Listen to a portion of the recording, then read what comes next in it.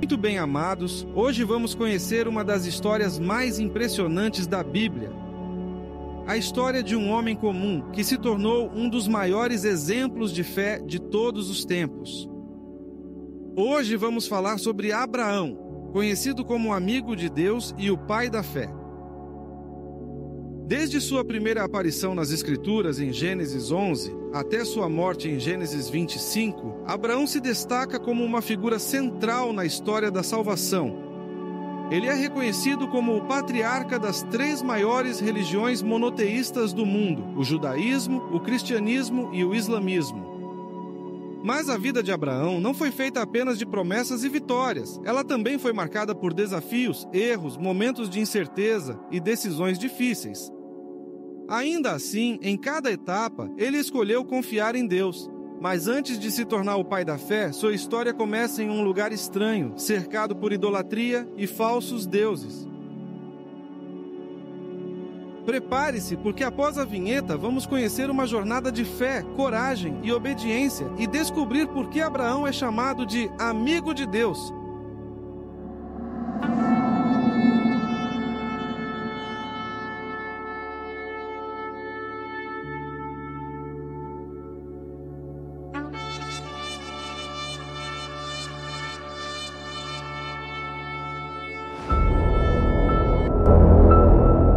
Olá, amados. Eu sou Flávio Silva e seja muito bem-vindo ao canal Teologia Fácil. As origens em Ur dos Caldeus, a história antes do chamado. A jornada de Abraão começa na antiga Mesopotâmia, por volta de 2000 a.C., em um tempo marcado pela idolatria e pelo culto a muitos deuses. A Bíblia o apresenta pela primeira vez em Gênesis 11:26, como Abrão, filho de Terá. Por sua vez, Terá era descendente de Sem, um dos filhos de Noé, e gerou 3 filhos, Abrão, Naor e Harã. Segundo a genealogia apresentadas no capítulo 11 de Gênesis, conhecido como a Tábua das Nações, de Noé até Abrão se passaram 10 gerações. Harã, um dos filhos de Terá e irmão de Abrão, era o pai de Ló. Harã morreu cedo ainda na cidade de Ur dos Caldeus, a cidade natal de Abrão. Era uma cidade próspera, mas profundamente envolvida com a idolatria, um ambiente dominado por estátuas e templos dedicados a falsos deuses. Abrão se casou com Sarai, sua meia-irmã, que era estéril. Esse detalhe já mostra o início de um grande desafio. O homem que Deus escolheria para formar uma grande nação não poderia ter filhos. Era como se Deus estivesse mostrando que sua promessa não dependia da força humana, mas de sua própria vontade. Mais tarde, seu pai, Terá, junto com Abrão, Sarai e Ló, saiu de Ur com destino para Canaã, mas parou em uma cidade chamada Harã, uma cidade ao norte de Canaã. E foi ali que Terá morreu com 205 anos, deixando Abrão como herdeiro de uma história inacabada. Em Gênesis 11:10-26, vemos a linhagem de Abraão, descendente de Sem, filho de Noé. Essa genealogia mostra que Abrão veio da linhagem semita, a linhagem abençoada por Noé em Gênesis 9, por meio da qual Deus preservou sua promessa e manteve viva a esperança de redenção após o dilúvio. A bênção profética feita em Gênesis 9 começa a se cumprir de forma visível em Gênesis 12, com o chamado de Abraão. Abraão não era um caldeu por sangue, mas um semita que vivia entre os caldeus, um povo de origem camita. Enquanto os caldeus descendiam de Cã, Abraão trazia a linhagem de Sem, uma linhagem abençoada por Noé. Por isso, embora vivendo no meio a uma cultura pagã e idólatra, Abraão carregava a herança espiritual das bênçãos de Sem, preservando o conhecimento do Deus verdadeiro em um mundo dominado pela idolatria. Abraão foi um homem chamado por Deus para romper com as tradições idólatras de sua época. Assim, sua origem em Ur prepara o cenário para o início de uma nova história. Aquele que viria a ser o pai da fé nasceu cercado de idolatria, mas seria usado por Deus para, por meio dele, trazer bênçãos eternas para a humanidade. Seus descendentes passariam a ser chamados de o povo de Deus, como veremos mais adiante neste vídeo. O chamado de Abraão. Aos 75 anos, Abrão recebeu o chamado que mudaria a história da humanidade. Em Gênesis 12, 1 a 3, Deus disse: Sai da tua terra, da tua parentela e da casa de teu pai, para a terra que eu te mostrarei. Eu farei de você uma grande nação, te abençoarei e engrandecerei o teu nome. E tu serás uma bênção. Eu abençoarei os que te abençoarem, e amaldiçoarei os que te amaldiçoarem. E em ti serão benditas todas as famílias da terra. Esse chamado era desafiador em sua exigência. Deixar para trás a segurança da família, abandonar Harã e partir para o desconhecido, sem mapa ou promessas imediatas. Mesmo assim, Abrão confiou em Deus e obedeceu. Ele levou sua esposa Sarai, seu sobrinho Ló, muitos servos e os bens que havia acumulado em Harã, rumo à terra de Canaã. Chegando em Siquém, nos carvalhais de Moré, Deus apareceu a Abrão e fez uma promessa clara, registrada em Gênesis 12, 7. A tua descendência darei esta terra. Ali, Abrão construiu um altar, marcando o primeiro de muitos gestos de fé e devoção. Depois, ele seguiu para Betel, onde ergueu outro altar e invocou o nome do Senhor, antes de continuar sua jornada até o Neguebe, uma região ao sul de Canaã. Mas as dificuldades logo apareceram. Gênesis 12, 10 diz que uma fome severa assolou toda aquela região onde estava Abrão e os seus. Abrão, então, sem outra opção, desceu ao Egito, um reino de faraós e mistérios nilóticos, onde ali ele temeu pela sua vida devido à beleza de sua esposa Sarai. No Egito, Abraão instruiu Sarai a se apresentar como sua irmã, o que tecnicamente não era mentira, pois temia ser morto caso Faraó a tomasse, segundo as informações que podemos ler em Gênesis 12, 11 a 13. A decisão de Abrão logo o colocaria em uma situação perigosa, pois Faraó realmente levou Sarai para seu harém no palácio e ainda presenteou Abrão com ovelhas, bois, jumentos, servos e camelos. Sarai permaneceu ali por um tempo no harém de Faraó. Mas Deus interveio com pragas terríveis sobre a casa do faraó. Faraó então descobriu que Sarai era esposa de Abraão, e não apenas sua irmã, porque viu que Deus enviou pragas sobre ele e sua casa, conforme podemos ler em Gênesis 12, 17. Embora o texto não especifique como essa conexão foi feita, não sabemos como Faraó descobriu que Sarai era esposa de Abrão, mas é provável que as pragas levaram o Faraó a investigar e perceber, possivelmente por meios dos seus oráculos, os magos do Egito, que por dedução entenderam que Sarai era de fato a esposa de Abraão. Isso resultou na devolução de Sarai e na expulsão de Abrão do Egito. Esse episódio expõe a fragilidade humana de Abrão. Mesmo sendo um homem de fé, ele cedeu ao medo e recorreu ao engano, apresentando Sarai como sua irmã. Mas a proteção divina transformou essa provação em bênção, enriquecendo ainda mais Abrão com os presentes do faraó. Ele retornou a Canaã mais forte e com maior riqueza, pronto para enfrentar novos desafios que o aguardavam. A separação de Ló.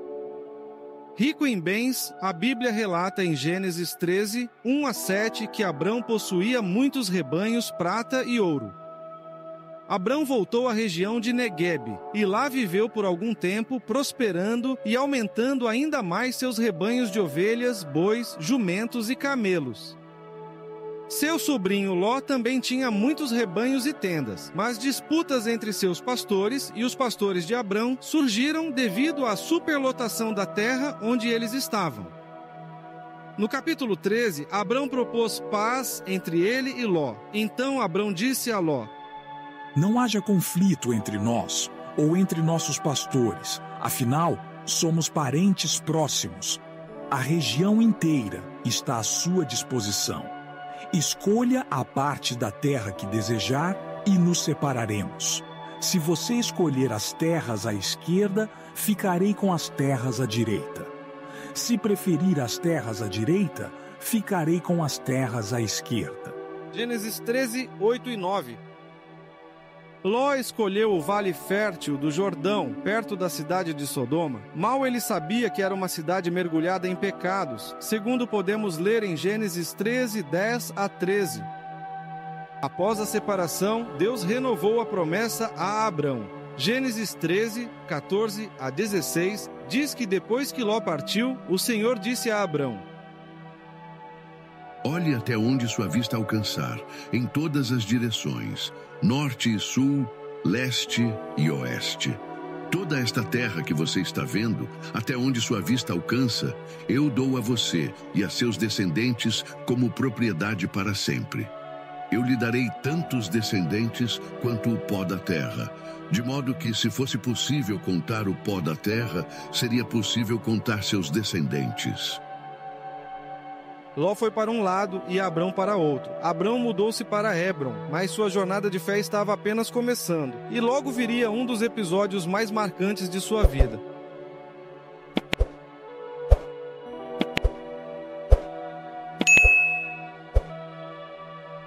A Guerra dos Reis e o encontro misterioso com Melquisedeque. É no capítulo 14 de Gênesis que encontramos o conflito de nações vizinhas que envolveram Abrão quando uma grande coalizão de 5 reis invasores, liderada por Quedorlaomer, rei de Elão, desceu do Oriente para subjugar as cidades-estado do Vale do Sidim, entre elas Sodoma e Gomorra. Esse conflito, envolvendo 9 reinos, 5 reinos contra 4 reinos, da região do Crescente Fértil, desde a Mesopotâmia até Canaã, pode ser considerado a primeira grande guerra mundial registrada na história, pois uniu as forças entre 9 das principais potências do mundo conhecido daquela época. Durante a invasão, a cidade de Sodoma foi completamente saqueada e Ló, sobrinho de Abrão, foi levado cativo. Ao saber disso, Abrão, chamado pela primeira vez na Bíblia de o Hebreu, reagiu com coragem. Ele reuniu 318 homens entre seus servos mais treinados e perseguiu os exércitos inimigos até a cidade de Dan e os derrotou numa operação noturna ousada, libertando Ló e sua família e ainda recuperando todos os bens tomados na guerra. Esse episódio não apenas revelou a coragem de Abrão, mas abriu caminho para um dos encontros mais misteriosos de toda a Bíblia, pois no retorno da batalha, no Vale do Rei, ocorreu um encontro misterioso e sagrado. Melquisedeque, rei de Salém e sacerdote do Deus Altíssimo, trouxe para Abrão pão e vinho, abençoando Abrão com estas palavras: Bendito seja Abrão, pelo Deus Altíssimo, Criador dos céus e da terra, e bendito seja o Deus Altíssimo, que entregou seus inimigos em suas mãos. Gênesis 14, versículos 19 e 20. Em reconhecimento à autoridade de Melquisedeque, Abrão entregou o dízimo de tudo que havia recuperado na guerra ao sacerdote. Pouco depois, recusou os presentes do rei de Sodoma, afirmando que não queria que ninguém dissesse: eu enriqueci a Abrão. Esse episódio revela não apenas a bravura e a fidelidade de Abrão, mas também sua integridade espiritual, demonstrando que sua confiança estava totalmente em Deus. O encontro com Melquisedeque, uma figura enigmática, sem genealogia registrada, acrescenta um tom de mistério à narrativa bíblica, prefigurando o sacerdócio perfeito de Cristo, o verdadeiro Rei de justiça e paz. Quanto à identidade de Melquisedeque, não entraremos em detalhes neste vídeo. Esse personagem merece um estudo aplicado à parte. Em breve, faremos um vídeo específico dedicado exclusivamente a ele. Em Gênesis 15, versos 1 a 6, Deus apareceu a Abrão em uma visão, declarando ser seu escudo e sua grande recompensa. Abrão, porém, carregava um peso no coração. Ele e Sarai ainda não tinham filhos. Com Eliezer, seu servo, como único herdeiro, Abrão questionou Deus como a promessa de uma grande nação se cumpriria. Deus, então, o levou para fora e fez uma promessa poderosa registrada no versículo 5. Olhe para os céus e conte as estrelas, assim será a tua descendência. Abraão creu em Deus e essa fé lhe foi creditada como justiça, um marco de sua fé inabalável. Para selar essa aliança, Deus instruiu Abrão a preparar uma cerimônia solene, um ritual antigo comum na Mesopotâmia. Abrão tomou uma novilha, uma cabra, um carneiro, uma rola e um pombinho, e cortou os animais maiores ao meio e alinhou as metades, uma diante da outra, como era costume para pactos sagrados. À noite, Abrão caiu em um sono profundo, envolto por um temor sobrenatural. Nesse momento, Deus revelou mais uma profecia. Os descendentes de Abrão seriam estrangeiros em uma terra estranha, escravizados por 400 anos, mas sairiam livres, carregados de riquezas. Gênesis 15, 13 e 14. Então, um sinal divino selou o pacto. Uma fornalha fumegante e uma tocha ardente passaram entre os animais partidos, simbolizando a presença de Deus e confirmando a promessa de que a terra, desde o rio do Egito até o Eufrates, seria dada à descendência de Abrão. Agar e Ismael.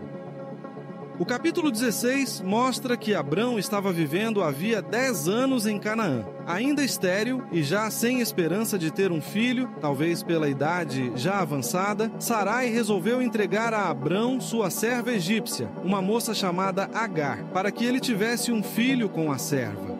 Abrão relutou, mas cedeu, e logo depois Agar concebeu um filho para Abrão chamado Ismael. Agar passou a se sentir superior por ser mãe do filho do patriarca Abrão. Desprezou Sarai, que a maltratou, e Agar, humilhada por Sarai, fugiu para o deserto ainda grávida. No deserto, um anjo do Senhor encontrou Agar junto a uma fonte de água e disse: multiplicarei sobremaneira a tua descendência. Chamarás o menino pelo nome de Ismael. Será homem bravo. Gênesis 16, 10, 12.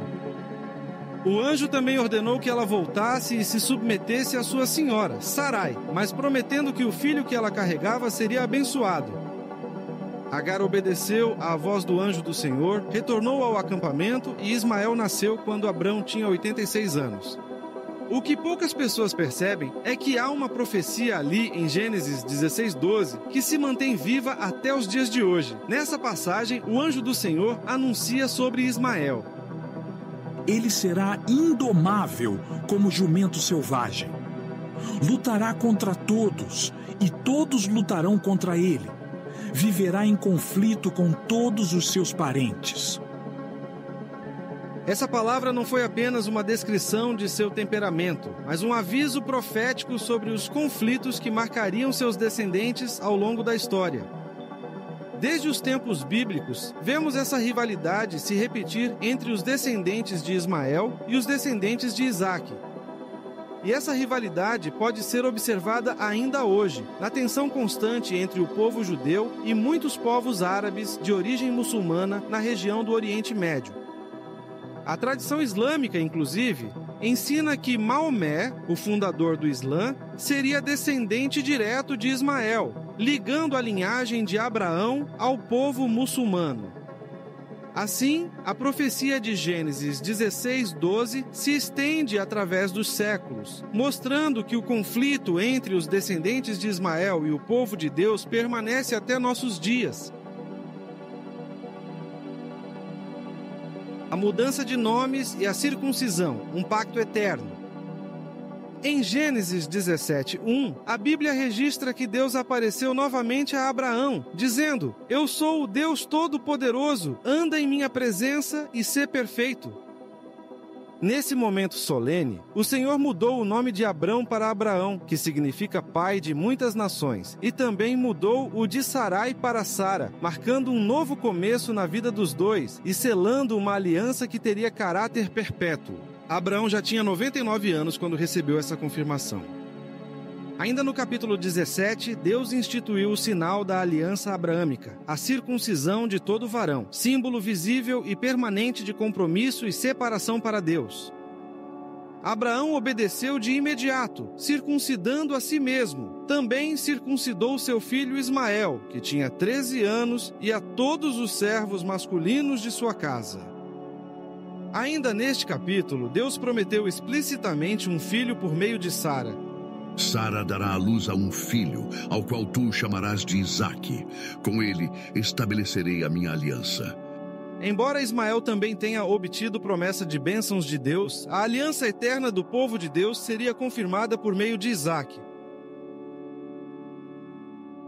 A promessa renovada e o riso da incredulidade. Em Gênesis 18, nos versos de 1 a 8, a Bíblia relata que, perto dos carvalhais de Manre, Abraão, já com um novo nome, recebeu 3 visitantes misteriosos. Numa teofania extraordinária, Deus se manifesta em forma humana diante de Abraão. Com discernimento espiritual, Abraão reconheceu a presença divina, acolhendo-os com generosidade e reverência. Ofereceu água para lavar os pés, pão fresco e um banquete, como era o costume da hospitalidade oriental. Aquela visita inesperada seria o cenário de uma das promessas mais extraordinárias de toda a Escritura. O Senhor declarou: "No ano que vem, por este tempo, Sara terá um filho." Ao ouvir essas palavras, Sara riu em silêncio, duvidando, pois já tinha quase 90 anos. Então, o Senhor respondeu com uma pergunta retórica: Há alguma coisa difícil para o Senhor?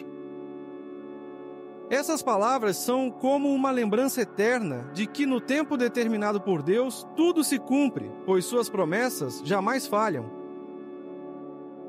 Mais adiante do capítulo 18, Abraão é informado que as cidades de Sodoma e Gomorra seriam julgadas por causa da extrema maldade e pecado de seus habitantes. Movido por compaixão, ele intercedeu pela cidade, suplicando ao Senhor que fosse poupada caso houvesse algum justo nela. Abraão revelou ousadia quando intercedeu pela cidade e por aquele povo. Deus se mostrou compassivo, mas aplicou o juízo por considerar que não havia um justo sequer naquelas cidades. A destruição de Sodoma e Gomorra, fogo, juízo e a misericórdia de Deus. Em Gênesis 19, versículos de 1 a 11, a Bíblia relata que os 2 anjos, talvez os mesmos que visitaram Abraão junto com o Senhor anteriormente, chegaram a Sodoma ao entardecer, onde Ló, o sobrinho de Abraão, os recebeu em sua casa. Porém, os homens da cidade, corrompidos ao extremo, cercaram a casa e exigiram abusar dos visitantes.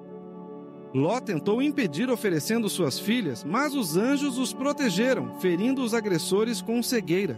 O juízo de Deus estava prestes a começar, e o amanhecer traria destruição e salvação ao mesmo tempo.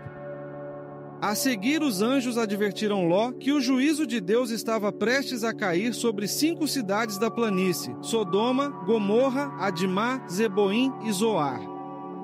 Ló hesitou, mas foi conduzido pela misericórdia divina para fora da cidade, com sua esposa e suas filhas, antes que a cidade fosse completamente destruída. Enquanto fugiam, a esposa de Ló olhou para trás, contrariando a ordem de Deus. Imediatamente ela virou uma estátua de sal, símbolo da desobediência e do apego ao passado.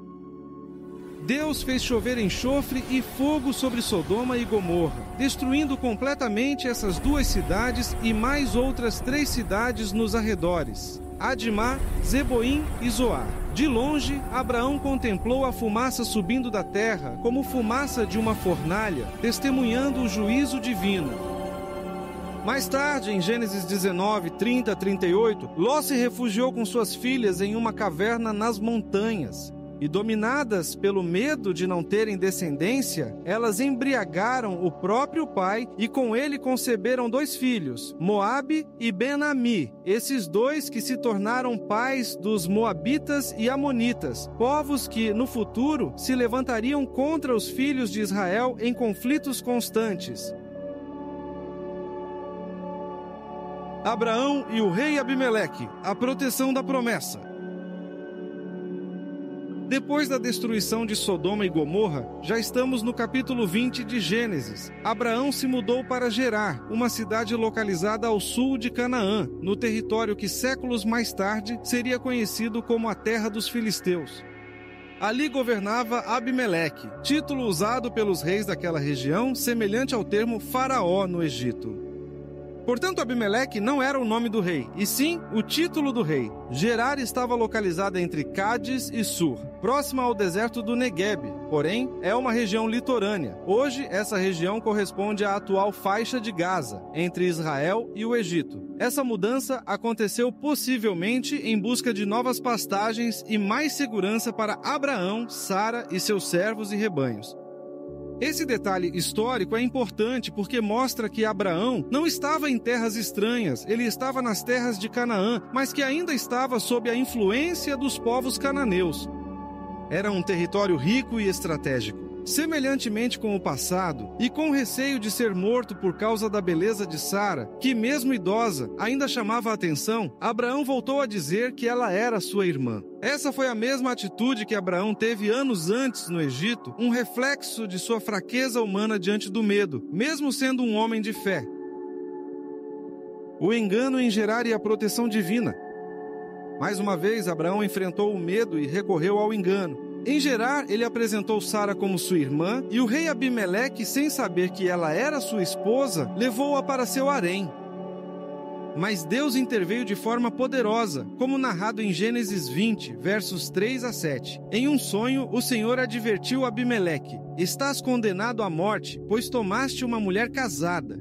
O rei, que agiu sem má intenção, defendeu-se, e Deus reconheceu sua integridade, mas revelou algo surpreendente. Abraão era um profeta, o primeiro a ser chamado assim na Bíblia. "Devolve a mulher a esse homem, pois ele é profeta. Ele orará por ti, e tu viverás, disse o Senhor." Gênesis 27. Assustado, Abimeleque confrontou Abraão por ocultar a verdade, devolveu Sara e ainda o compensou com riquezas. Esse episódio mostra que, mesmo com os erros de Abraão, Deus protegia a promessa de um filho, a semente que levaria a linhagem do Messias, mantendo Sara intocada para cumprir seu plano. Após devolver Sara, Abimeleque convidou Abraão a permanecer em suas terras. Então Abraão, usando suas atribuições de profeta, orou a Deus, e o Senhor curou Abimeleque e sua casa da esterilidade que havia sido imposta por causa de Sara. Abraão falhou novamente, mas Deus permaneceu fiel, protegendo o ventre de Sara e garantindo que a promessa do filho, Isaque, se cumprisse de forma pura e incontestável. Curiosamente, todos esses acontecimentos que acabamos de ver, entre Gênesis dos capítulos 18 a 21, contando a partir da visita do Senhor a Abraão, a destruição de Sodoma e Gomorra, a mudança para Gerar e o episódio com o rei Abimeleque, se desenrolaram em um intervalo muito curto de tempo, talvez de poucas semanas ou no máximo em 3 meses. Pois Sara ainda não estava grávida quando foi devolvida a Abraão, e isso mostra que o cumprimento da promessa estava às portas. Nada escapava ao controle de Deus. O tempo da vida se aproximava, e em breve Isaque, o filho da promessa, viria ao mundo.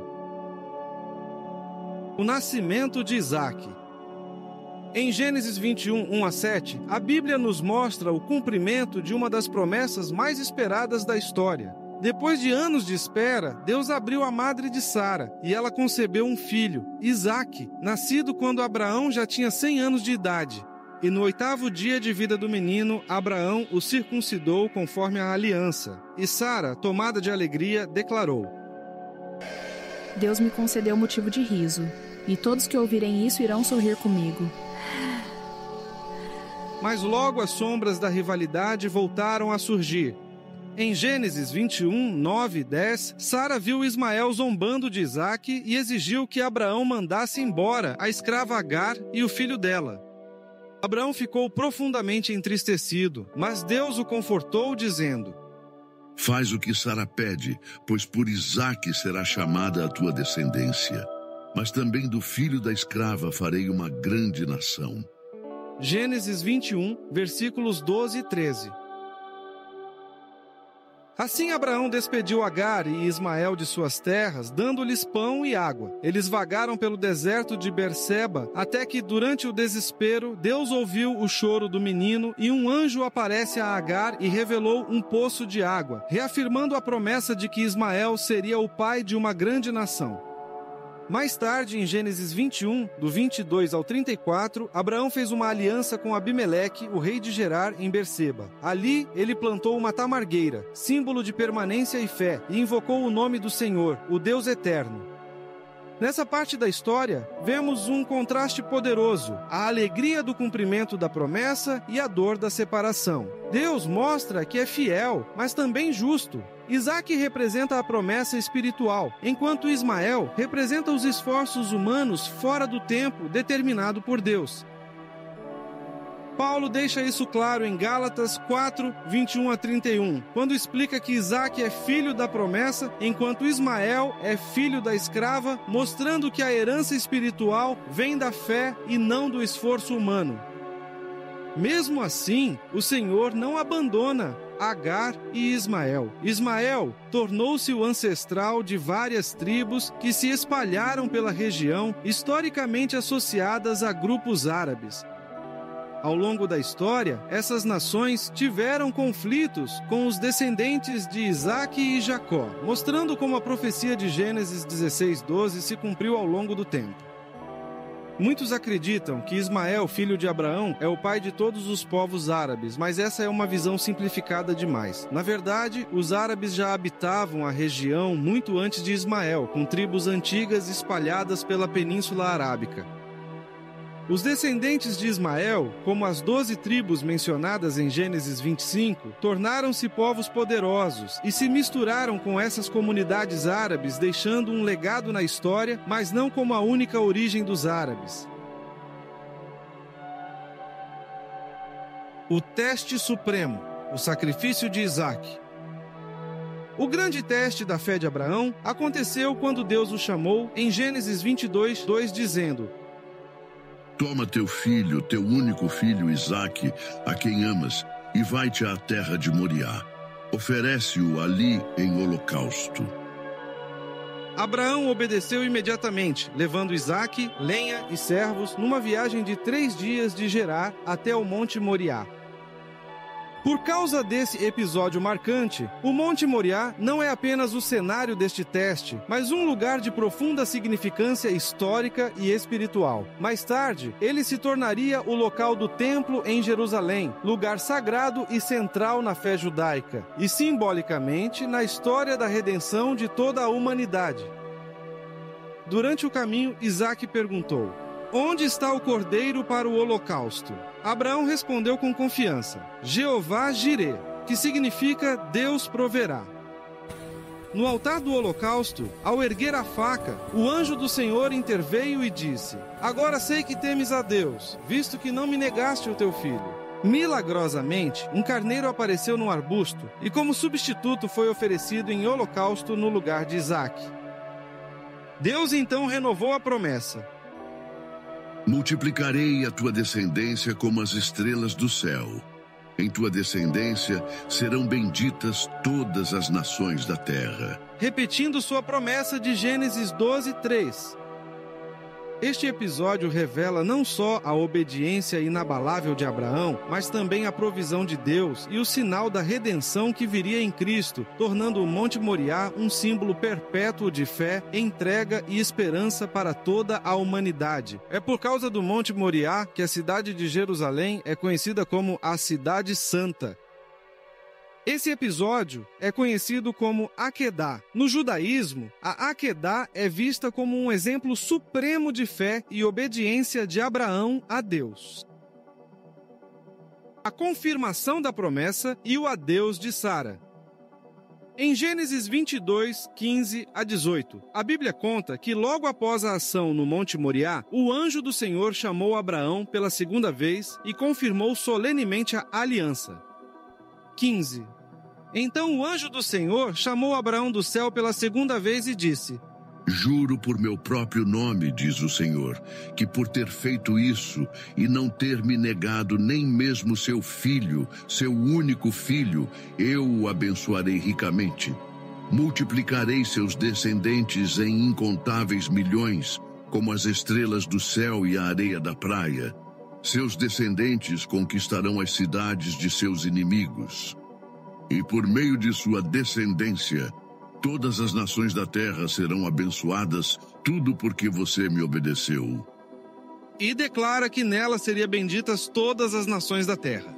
Este foi o selo final do pacto. A fé de Abraão foi provada e sua obediência transformada em exemplo eterno de confiança em Deus. Já em Gênesis 23, o cenário muda para o luto. Sara, companheira fiel de toda a caminhada de Abraão, morreu em Kiriat Arba, Hebrom, aos 127 anos. Abraão tinha cerca de 137 anos quando isso aconteceu, e em sua dor comprou um campo com a caverna de Macpela para ali sepultá-la. A caverna de Macpela, também conhecida como o Túmulo dos Patriarcas, está localizada em Hebrom, nas montanhas da Judéia, hoje sob a administração da autoridade palestina. Em hebraico, o nome Me'arat HaMachpela significa caverna dupla ou das duplas sepulturas. Segundo a tradição judaica, estão enterrados os 3 casais fundamentais da história bíblica: Abraão e Sara, Isaque e Rebeca, e Jacó e Lia. Atualmente, o local é considerado um dos mais sagrados e visitados tanto por judeus quanto por muçulmanos, e até por cristãos. Mesmo durante uma perda, a fé parece firme. Sara foi sepultada em paz, inaugurando a caverna de Macpela, e Abraão avançou confiando que Deus continuaria guiando cada passo da história da redenção.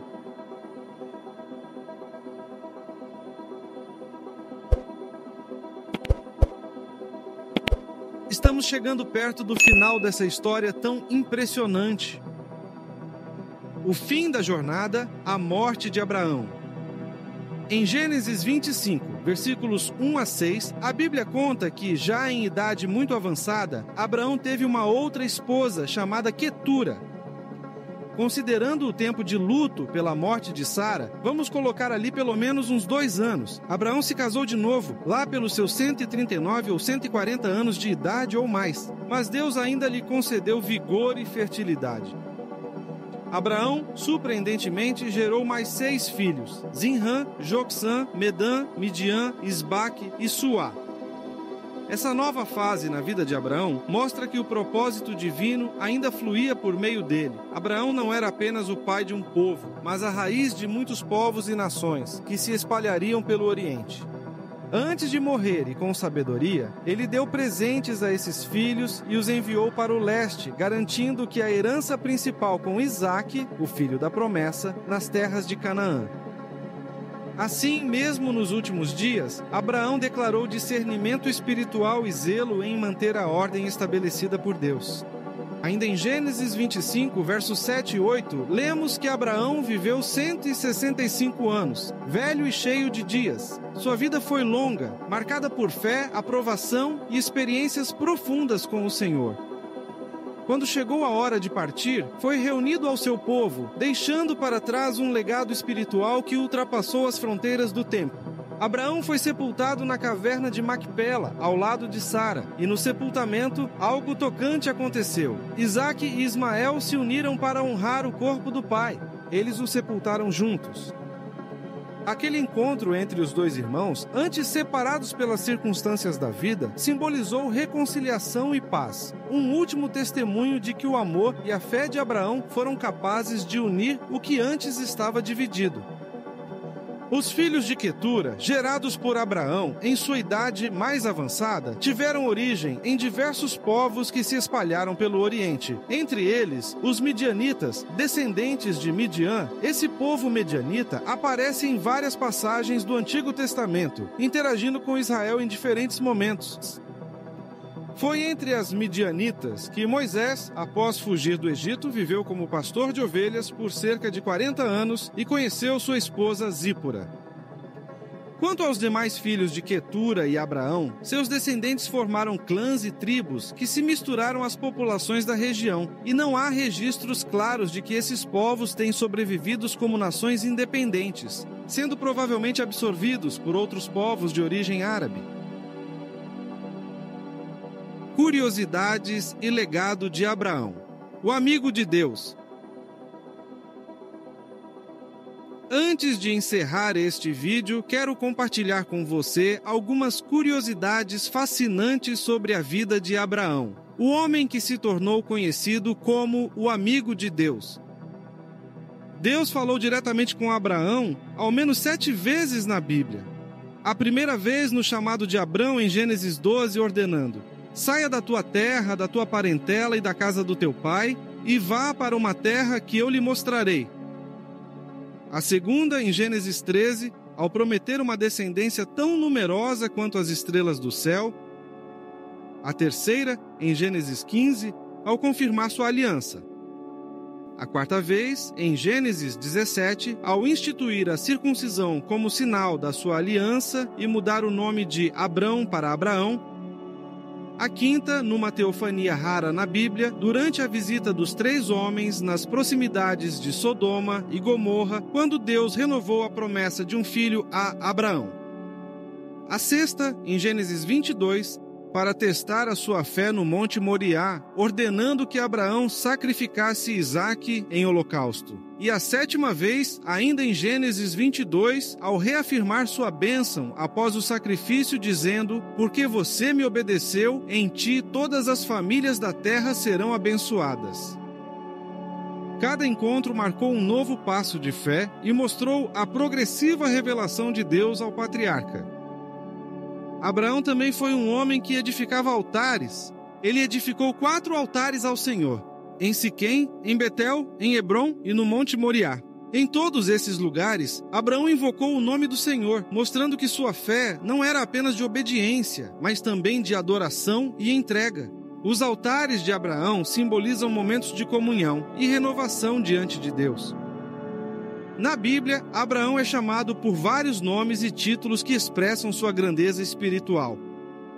Em Gênesis 17, ele é o pai de muitas nações. Em Romanos 4, ele é o pai de todos os que creem. Em Gálatas 3, Paulo o chama de o pai daquele que tem fé. E em Tiago 2,33, ele é chamado de amigo de Deus. Esses títulos não são apenas honrarias ou significados. São o reflexo de uma vida que caminhou em confiança plena na palavra do Senhor. O autor de Hebreus o inclui na galeria dos heróis da fé em Hebreus 11, e o apóstolo Mateus o coloca na genealogia direta de Jesus, logo no primeiro versículo do Evangelho, dizendo: Jesus Cristo, filho de Davi, filho de Abraão. Mateus 1:1. Essas referências mostram que Abraão não é apenas uma figura do passado, mas uma ponte entre a antiga promessa e o cumprimento final em Cristo. E aqui vai uma curiosidade muito interessante, que eu acho que você deixou passar batido.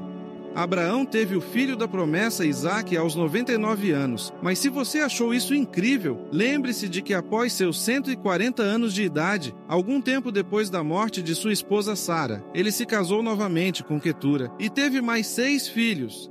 Um verdadeiro testemunho de que quando Deus abençoa, nem o tempo, nem a idade são limites para o cumprimento de sua vontade.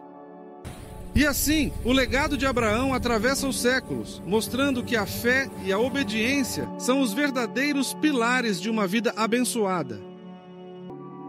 Hebreus 11:6 diz que sem fé é impossível agradar a Deus. O fato essencial da existência é que esta confiança em Deus, esta fé, é o alicerce sólido que sustenta qualquer coisa que faça a vida digna de ser vivida. É pela fé que lidamos com o que não podemos ver. Foi um ato de fé que distinguiu nossos antepassados, elevando-os acima da multidão.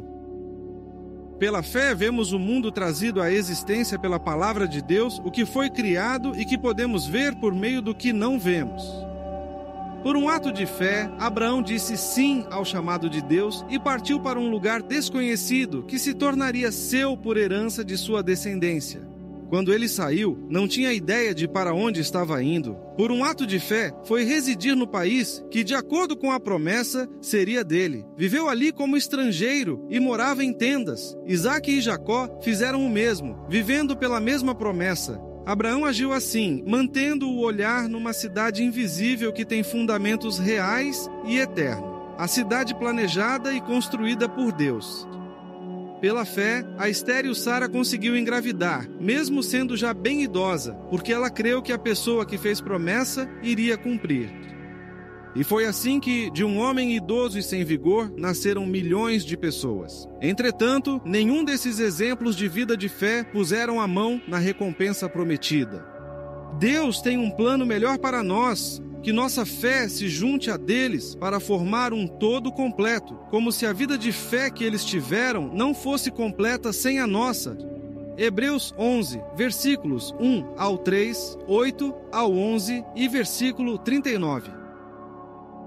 Tiago 2,23 resume tudo com perfeição. Abraão creu em Deus e isso lhe foi imputado como justiça, e ele foi chamado o amigo de Deus. Amados, a vida e obra de Abraão mostra que caminhar com Deus é confiar mesmo quando não se vê o caminho, e crer mesmo quando tudo parece impossível.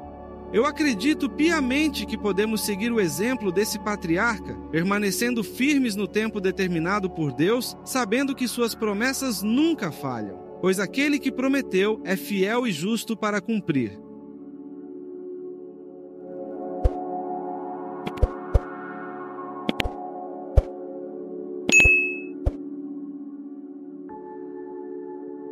Amados, depois de conhecer toda essa trajetória de fé e obediência, me diga, qual parte da história de Abraão mais falou com você? Ou talvez, será que neste vídeo você descobriu algo novo que ainda não sabia sobre esse grande homem de Deus? Eu quero muito te ouvir. Leio e respondo todos os comentários com muito carinho. Com a graça de Deus, eu vou ficando por aqui. Tenha uma ótima semana. Beijo no coração e fiquem com Deus. Na tela você encontra 2 opções de vídeo para assistir. Escolha um e vá em frente. Não esqueça de curtir e compartilhar este vídeo para seus amigos e o pessoal da sua igreja. E que Deus nos abençoe sempre. Amém.